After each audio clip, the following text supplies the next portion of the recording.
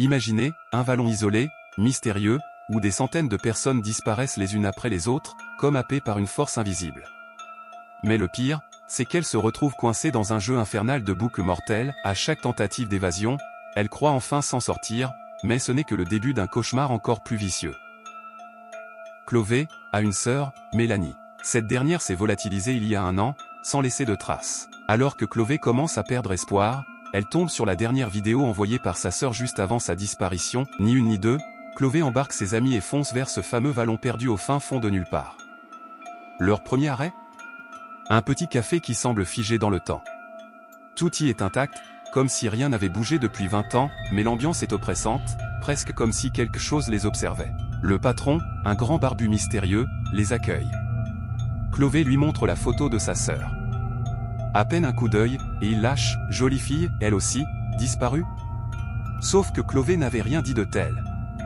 Gêné, le barbu explique que ce genre d'histoire est courant, surtout près du Mont Glore, réputé pour ses disparitions étranges. Le cœur battant, Chloé transmet illico l'info à ses amis, qui décident de s'y rendre. Mais la route se transforme en enfer, pluie torrentielle, visibilité zéro, jusqu'à ce que soudain, tout s'éclaircisse. Le paysage semble irréel, comme un paradis coupé du monde. Téléphone muet, croix plantée au sol, et derrière eux, un gigantesque mur d'eau, comme si la vallée s'était refermée sur eux. Alors que ses amis veulent s'abriter, Chloé s'approche du mur liquide, et croit entendre une voix l'appeler. Celle de sa sœur. Elle fonce dans l'eau, entend son prénom résonner de partout, mais ne voit personne. Heureusement, ses amis la ramènent de justesse. À l'intérieur de la maison, la bizarrerie continue, un calendrier bloqué en 1998, une horloge avec un sablier intégré, et des murs couverts de portraits, tous des disparus, dont Mélanie. La nuit tombe. L'un d'eux griffonne son nom dans un registre posé sur la table grave erreur. Car dès lors, l'horloge se remet à tourner et les événements dérapent. Leur voiture disparaît mystérieusement, des voix étranges se font entendre, et dans la cave poussiéreuse, ils trouvent un téléphone mort et une radio muette.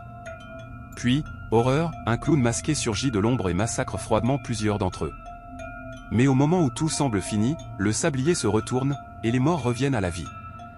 Avec, en bonus, la mémoire intacte de leur agonie. Commence alors un cycle morbide, meurtre, résurrection, et énigmes insolubles. Chaque fois, ils découvrent de nouveaux détails, une eau qui fait exploser le corps de celui qui la boit, des monstres surgis des ténèbres, des rituels occultes qui transforment les survivants en pantins possédés, et toujours ce clown qui rôde, insaisissable. Chloé, de son côté, croit reconnaître sa sœur à travers ses illusions cauchemardesques. Mais Mélanie est-elle encore humaine, ou devenue un de ces monstres ? Entre trahison, sacrifice et révélation, les amis comprennent que ce vallon n'est pas qu'un simple piège, il est né d'un drame ancien, un effondrement minier ayant englouti toute une ville. Le barbu du café, autrefois médecin, serait lié à la malédiction et alimenterait ce cycle infernal. Au fil de leur mort et renaissance, les héros tentent d'échapper au destin, affronter le clown, percer le mystère du sablier, ou briser la boucle par un ultime sacrifice. Chloé refuse d'abandonner sa sœur, quitte à affronter les pires horreurs du vallon.